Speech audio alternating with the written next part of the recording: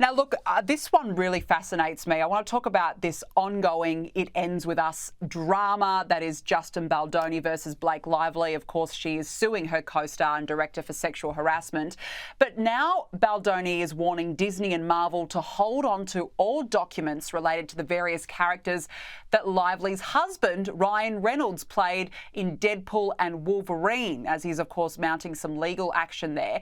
Kinsey, Baldoni is apparently focusing in on a particular character that he believes was intended to mock and bully him. It doesn't make sense. What's going on?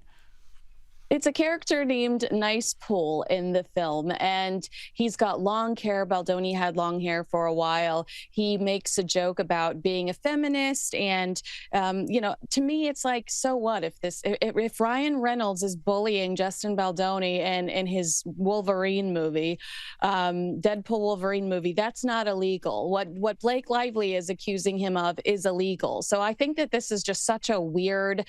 It's almost like you're grasping at straws at this point.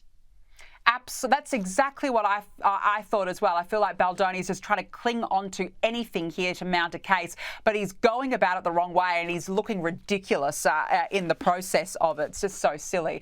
Now, a French woman has apparently been duped out of nearly $850,000 in an AI-related scam that had her believe she was dating Brad Pitt himself. Kinsey, look, one can obviously dream of that, but how did she fall for this? What happened? Well, you have to look at these images that this woman received from the fake Brad Pitt, because you and I would have caught in a heartbeat that these were AI's done better, and he would have had 6 fingers if AI would. That's how these are, like cut and paste. They're so bad. She's 53 years old. Her name is Anne. The reason she was able to send him, almost $900,000 was because she was married to a millionaire at the time. She divorced him because she thought she was in a relationship with Brad Pitt. I mean, I can't process that whatsoever. I mean, you have made a horrible mistake. What on earth was she thinking? Like, how could she honestly believe that she was in a relationship with the Brad Pitt? I'm sorry, but the joke is on her. She has totally stuffed this one up. It's hard to find sympathy, honestly. But look, I hope she gets back that money. It's a lot of money. It's almost $1 million there.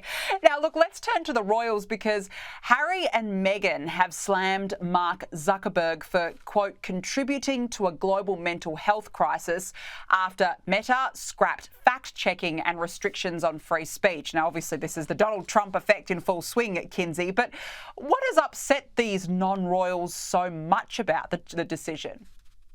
What's upset the non-royals so much about the situation is, I'll give you one of the lines from the release they sent out.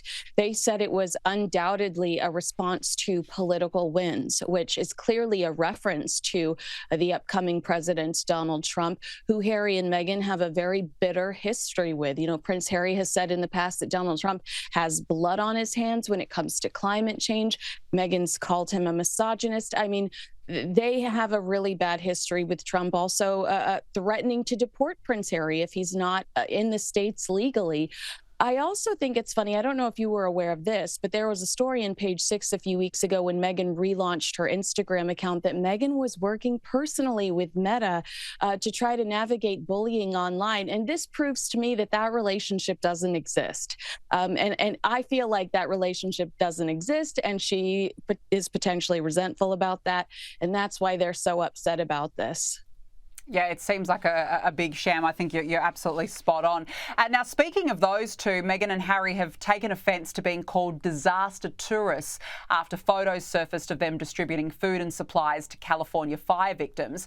Kinsey, who made these comments? Justine Bateman is an actress, Family Ties. You might be familiar with her very handsome brother, Jason Bateman, who's also a movie star. She lives in the area, though. She complained, saying that they were tourists that were just coming. Think about how paranoid Prince Harry is about security. And they drove almost 200 miles to walk along our ashes. I mean, it's vulgar. It's vile. I completely agree with Justine Bateman. And I don't care if Harry and Meghan are offended. I'm offended that you're using our devastation for a photo opportunity. She was also pictured today at another charity. You can't tell me this woman is capable of disappearing for months, if not years at a time, without having a photo taken of herself. And we see her back to back within the span of a week. She is putting herself in the position to have her photo taken because this is a desperate attempt at a rebrand because Mama's got a new Netflix show coming out. And that's all that this is. Absolutely. It's all publicity for the new Netflix show. It's the look at me, I'm an angel, I'm so nice. Here, take my photo, take a photo of me hugging people. Many of us can see right through that nonsense. Kinsey Schofield, nice to chat. Thanks very much for joining me on the show this evening.